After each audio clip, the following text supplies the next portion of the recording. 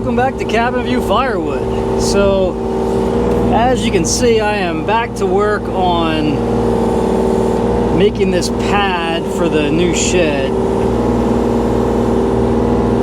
Right now, I am finishing up the border. So I'm just throwing a couple rocks in, and then I'll be able to level this off, put some stone down, and we'll be ready for a pad. I think I'm going to move 2 more of these boulders with the excavator, and then I'll bring the tractor down. That's a lot less wear and tear on the yard. I've already made a pretty big mess, but that's alright. We'll fix that up in April.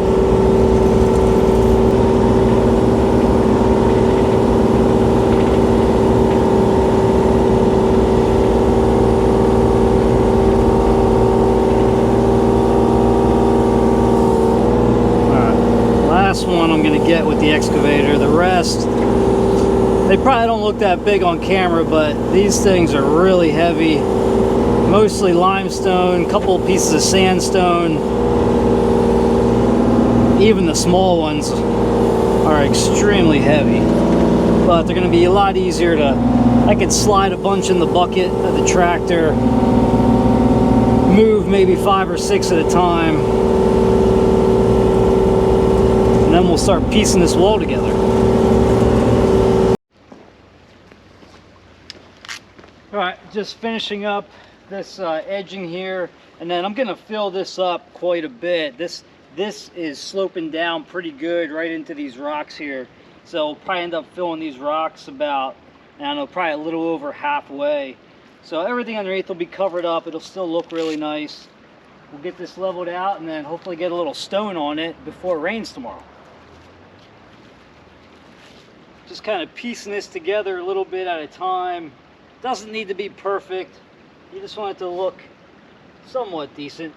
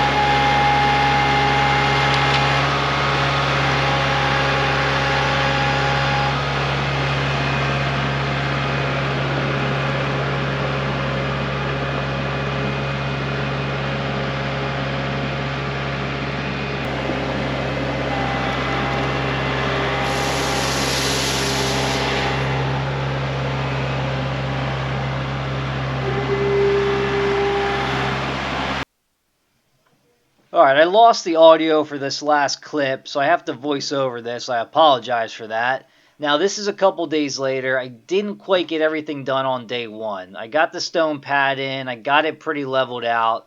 Now I just have to square off where the carport is going to sit. So all I'm doing here is just explaining to you guys the method I used to square this out. I did not have to go into this much detail because I'm not putting footers in. All I'm really doing is making sure I have enough room for the building. I'm gonna have to square the building off as I put it together. But the first thing I did was just set that corner post, measured back 20 feet, set that back stake, and then I used the really simple 3, 4, 5 triangle method to square off that back corner.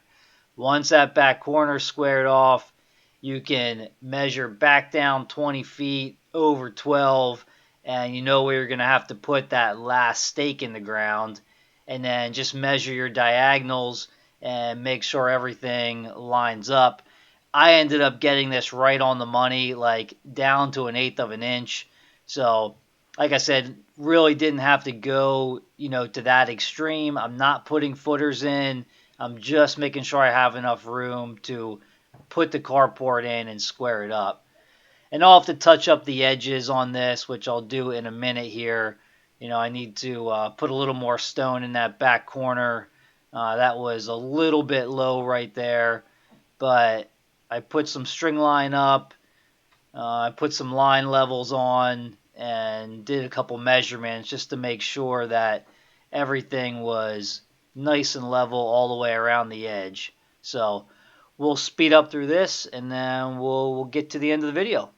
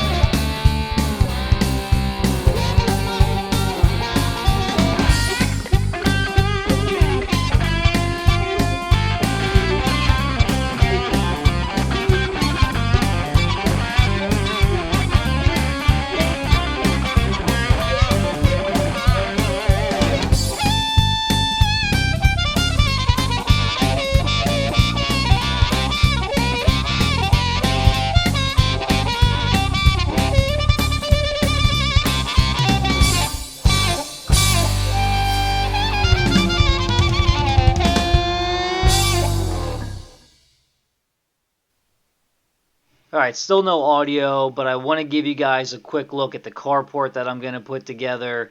Now, this is the Cherry Industries 12 by 20 all steel carport. I'll go more into detail when I actually assemble this, but at least when I pull the cover off the box here and see what's inside. These you typically find at those big equipment sales or equipment auctions. These are made in China, but still seems like a pretty robust carport. What's really nice is the size of it. Not only is it 12 by 20 feet, but the height is more important. So the eaves are 8.5 feet and the peak is 12 feet. Now my equipment, the ROPS on my tractor, the cab on the excavator, they're just under 8 feet. So this is going to give me plenty of height to park the equipment under.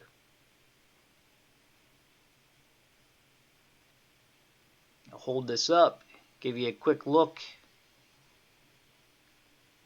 Hopefully it goes together pretty easy. We're going to get to work on this really soon. So that's going to wrap things up, guys. I appreciate you being here, and I'll see you on the next one.